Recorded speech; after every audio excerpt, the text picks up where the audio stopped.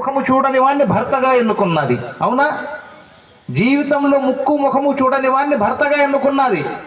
ఇప్పుడంటే ముందే చూసుకుంటుండలేండి. కాలం అది వేరే, అది కలికాలం, ఇది పోయే కాలం, అంతే తేడా.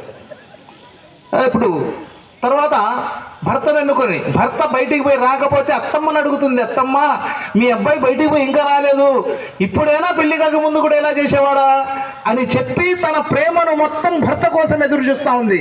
భర్త ఇంటికి రాగానే సంబరపడిపోతుంది, భర్త ముందుకు పరిగెత్తుతుంది, భర్తను ఆహ్వానిస్తుంది, సంతోషపడతా ఉంది. తల్లి ఏ సమయం వచ్చింది, 2 కేజీల సంచిని ఒక చేతిలో పట్టుకొని పోతూ ఈ చేయి నొప్పి పుడితే ఈ చేతిలోకి మార్చుకుంటాం, ఈ చేయి నొప్పి పుడితే ఈ చేతిలోకి మార్చుకుంటాం. అవునా? కానీ ఒక కాబోయే తల్లి తన 2 కేజీల పిండాన్ని గర్భంలో పెట్టుకొని ఆ బరువును మోస్తూ ఒక చేత్తో ఇంటి పని, ఒక చేత్తో వంట పని చేస్తూ ఉంది ఆ తల్లి.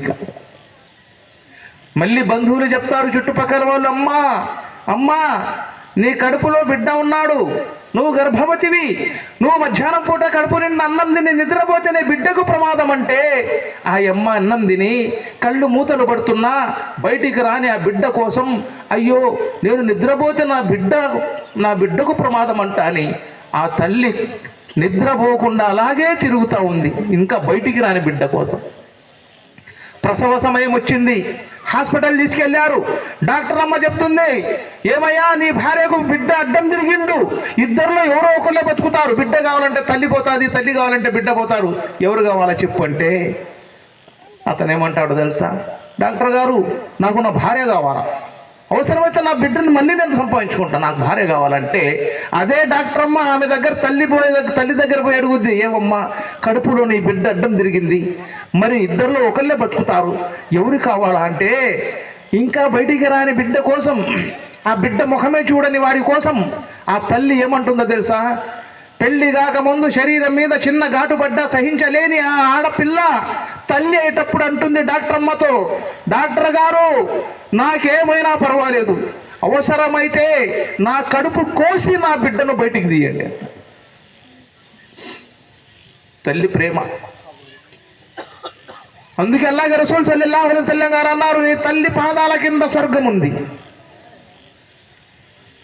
నీ తల్లి పాదాల కింద స్వర్గం. తల్లిదండ్రులు, చాలా మంది కుర్రోళ్ళని చూస్తున్నాం మనం, తల్లిదండ్రులు పట్టించుకోవట్లా. ఒక సహాబీ ఉన్నారు, ఆ సహాబీ ప్రవక్త గారి సాన్నిధ్యంలో ఉన్నవారు, ప్రవక్త గారి శిష్యుల్లో ఒకరు, పుణ్యకార్యాలు అన్ని మంచి పనులు చేసేవారు. ఒకసారి మరణం ఆసన్నమవుతుంది.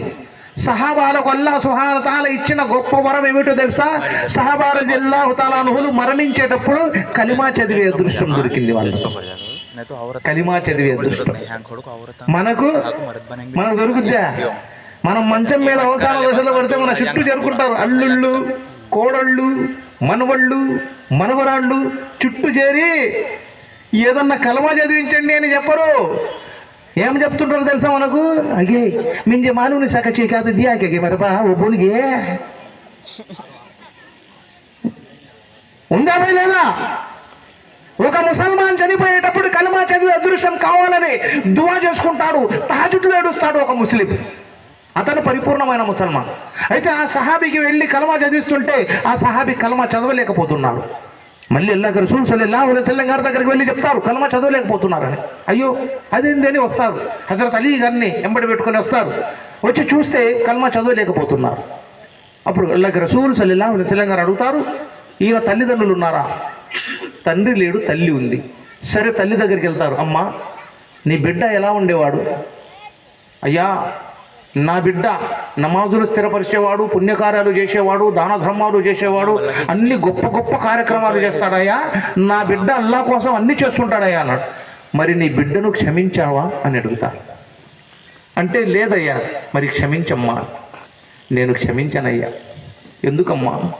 అయ్యా నా బిడ్డ పుణ్యకార్యాలు చేస్తాడు, దాన ధర్మాలు చేస్తాడు, నమాజులు స్థిరపరుస్తాడు, ఆపదలో ఉండేవాడిని ఆదుకుంటాడు, ఆకలి కొన్న వారికి అన్నం పెడతాడు, కష్టాల్లో ఉండేవాడికి సహాయం చేస్తాడు, ఇది బయట. కానీ ఇంటికి రాగానే నన్ను పట్టించుకోడయ్యా.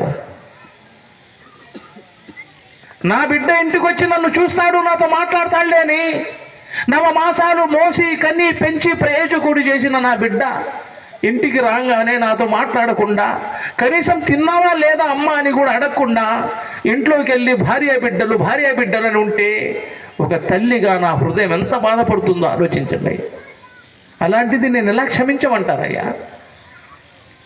క్షమించవా అమ్మ? లేదు అయ్యా, నేను క్షమించు. సరే సహబాలారా, కట్టెలు తీసుకొని రండి, చితిని పేర్చండి అంటారు.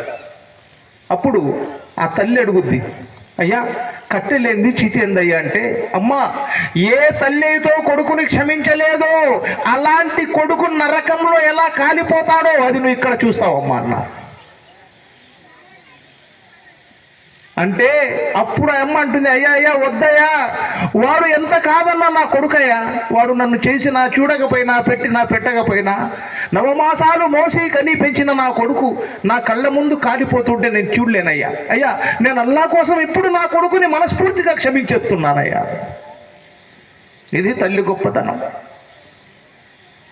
తల్లిదండ్రులు ముసలి వాళ్ళు అయినప్పుడు భార్య మాటలు విని ఎంతో మంది భర్తలు ఆ తల్లిదండ్రుల్ని బయటికి పంపుతున్నారు.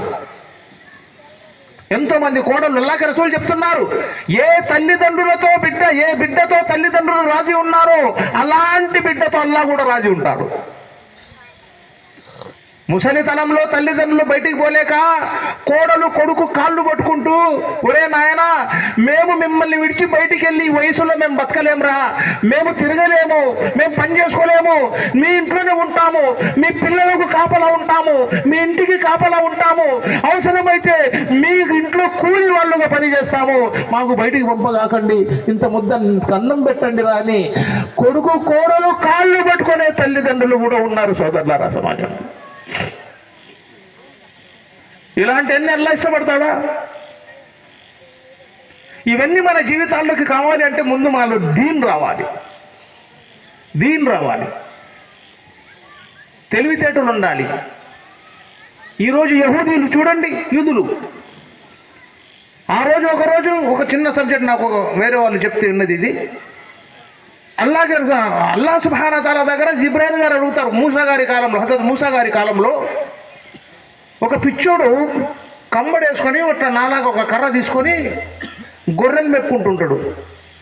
హజరత్ జిబ్రాయిల్ అలైహిస్సలాం అడుగుతారు అల్లాహ్ సుబ్హానహు వ తఆలాని, అల్లా మూసా కాలం అనగానే ఇంద్రజాల మహేంద్రజాల టక్కుటమార గజకర్ణ గోకర్ణ విద్యతలో కూడిన రాజ్యం కదా, మరి ఎలాంటి రాజ్యంలో ఇలాంటి పిచ్చోడు కూడా ఉన్నాడా అని అడుగుతారు. చూడండి, అప్పుడు అల్లాహ్ సుబ్హానహు వ తఆలా అంటాడు, లేదు